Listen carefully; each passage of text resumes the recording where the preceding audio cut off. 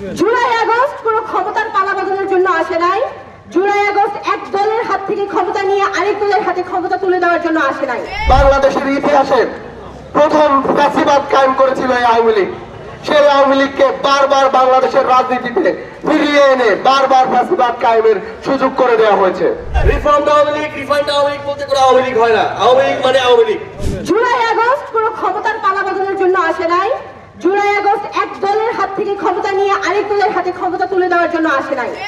July August এসেছে সেই বাংলাদেশকে বদলে দেওয়ার জন্য, যেই বাংলাদেশে ক্ষমতা কাঠামো বারবার নির্বিচারে এই দেশের সাধারণ জনতার উপর গুলি চালিয়েছে। সামনের বাংলাদেশে সাধারণ জনতাই হবে ক্ষমতা। সাধারণ জনতার উপর আর নির্বিচারে যারা গুলি চালাবে তাদের বিচার হবে এই জনতার আদালতে।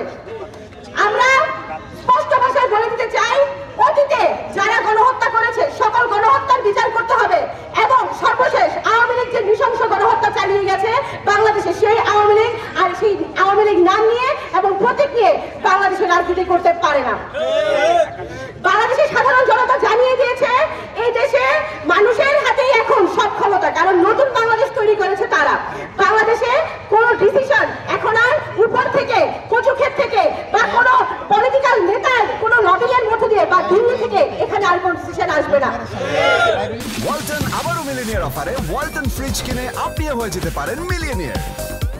মিলিনিয়ার ছড়াছড়ি দেশ জুড়ে, এটা শুধু ওয়ালটনই পারে।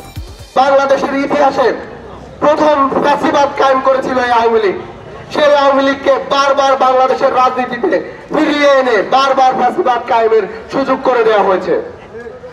আমরা দেখেছি 75-এর 15ই আগস্ট এই দেশের বিপ্লবী জনতা, সিপাহী জনতা আওয়ামী লীগের বিরুদ্ধে রায় দিয়ে দিয়েছিল।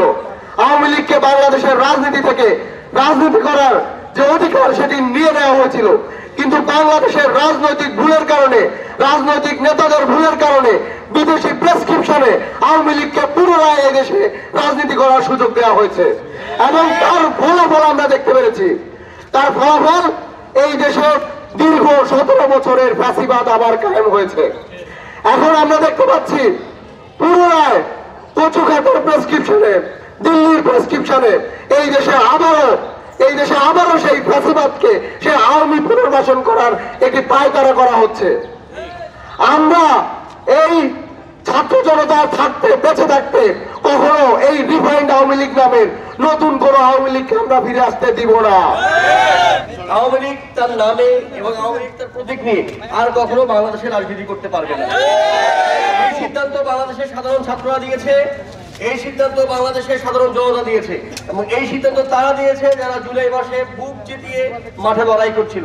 এবং বাংলাদেশে স্পষ্টভাবে আমরা বলে দিতে চাই, কোনো এসি রুম থেকে, কোনো ঘেরাও করা অফিস থেকে বাংলাদেশের কোনো সিদ্ধান্ত আর গৃহীত হবে না। বাংলাদেশের সকল সিদ্ধান্ত গৃহীত হবে ময়দান থেকে, মাঠ থেকে।